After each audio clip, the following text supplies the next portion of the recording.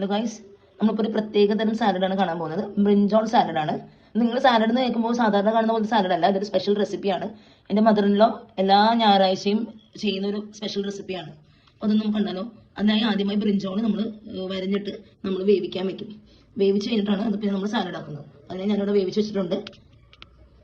കഴിയുമ്പോൾ മാത്രം നമ്മൾ ലൈറ്റ് സ്കിന്നുണ്ട്, സ്കിന്നുണ്ട് നമ്മൾ പോയിട്ട് ഞാനത് കഴിവ് മാത്രമാണ് എടുത്തത്.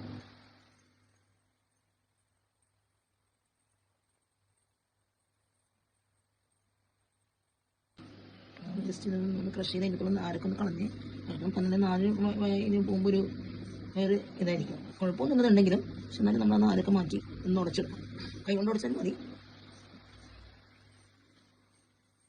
അതായത് നമ്മൾ 2 സവാളയാണ് എടുത്തേക്കുന്നത്. സവാള നല്ല പൊടിയായിട്ട് അരിയണം. ഭയങ്കര പൊടിയായിട്ട് ലൈറ്റായിട്ട് ഞാനിങ്ങനെ പൊടിയായിട്ട് അരിയണം.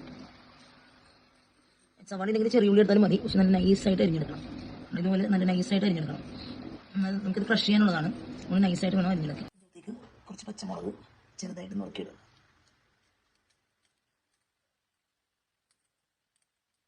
തേങ്ങാപ്പാൽ വയ്ക്കുക.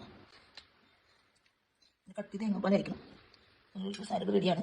ഇനി ഇത് നോക്കിയിട്ട് ടേസ്റ്റ് നോക്കിയിട്ട് ഉപ്പാണെങ്കിൽ ഉപ്പിടുക. വിനിഗർ വേണമെങ്കിൽ വിനിഗർ ഇടുക. നല്ല ടേസ്റ്റാണ് സാലഡ്. ഹെൽത്തി സാലഡാണ്.